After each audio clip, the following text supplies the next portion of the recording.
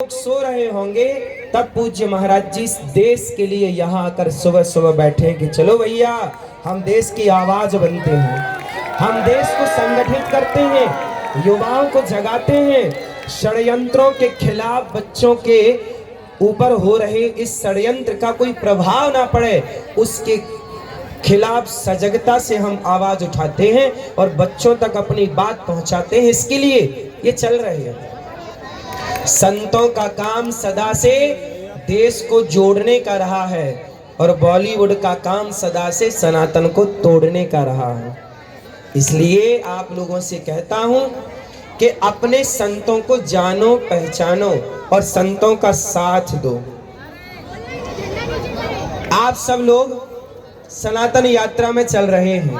आज से कसम खाइए कि स्कूल में भले भगवद गीता ना पढ़ाई जाए, पर अपने घर में आपको पता है अभी ये दास अनिरुद्ध एक विद्यालय बनाने का मैंने सोचा है। कक्षा 1 से लेकर 12वीं तक CBSE बोर्ड का, जैसे पूज्य महाराज जी हॉस्पिटल बना रहे हैं ना, ऐसे ये दास अनिरुद्ध वृंदावन में गौरी गोपाल जी की रसोई चल रही है। और पूज्य महाराज जी की कृपा से और भगवान गौरी गोपाल की कृपा से इस यात्रा में भी संपूर्ण आप सब भक्तों को भोजन प्रसादी गौरी गोपाल भगवान की ओर से यहाँ हो रहा है। महाराज जी के आशीर्वाद से गौरी गोपाल जी की रसोई यहाँ भी चल रही है।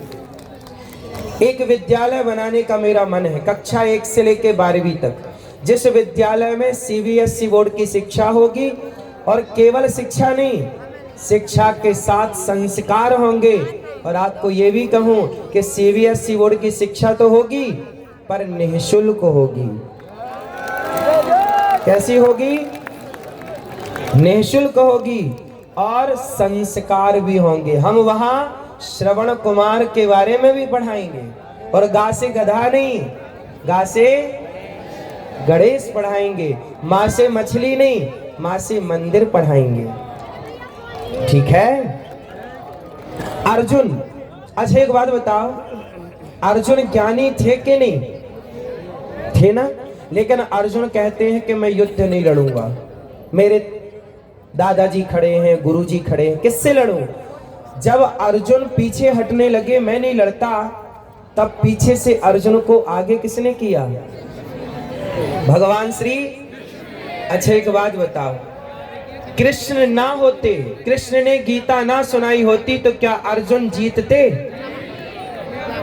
नहीं ना। जीते क्यों? गीता सुनी।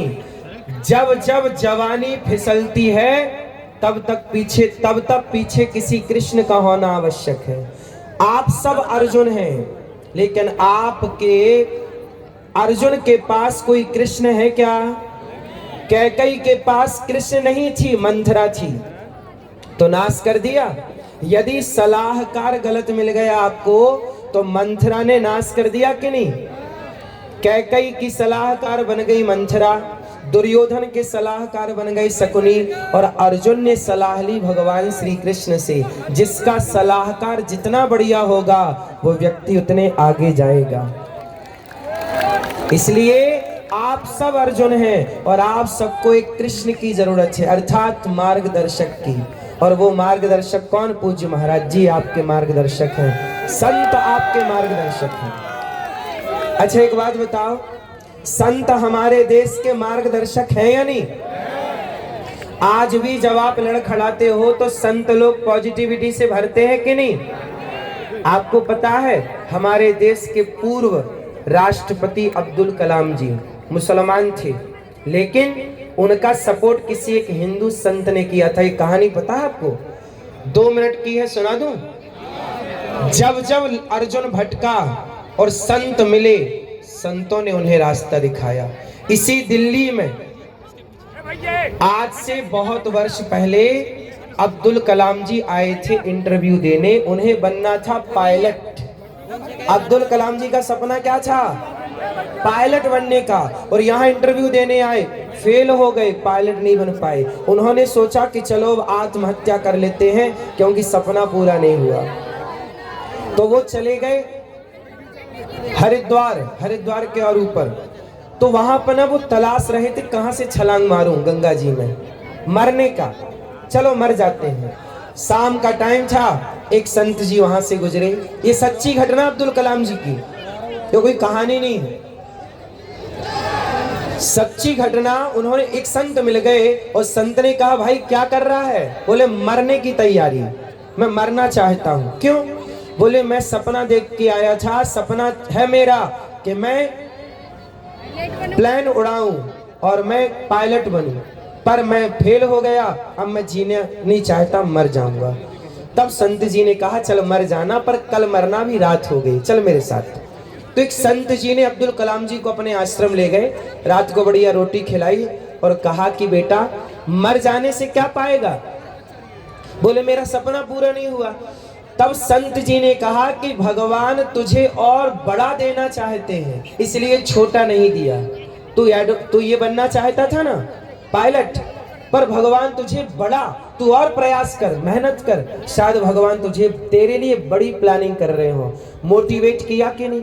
और मोटिवेट करके उन्हें विदा कर दिया, किराया दिया, वो अपने घर गए, वहां पढ़ाई की और वो भारत के सबसे बड़े वैज्ञानिकों में एक वैज्ञानिक हुए और सफल राष्ट्रपति भारत के बने अब्दुल कलाम जी। याद रखिएगा, हम सनातनी किसी मुसलमान को भी गलत शिक्षा नहीं देते, हम मुसलमान को भी सही शिक्षा देकर भारत का सबसे बड़ा वैज्ञानिक बना देते हैं। ये सनातन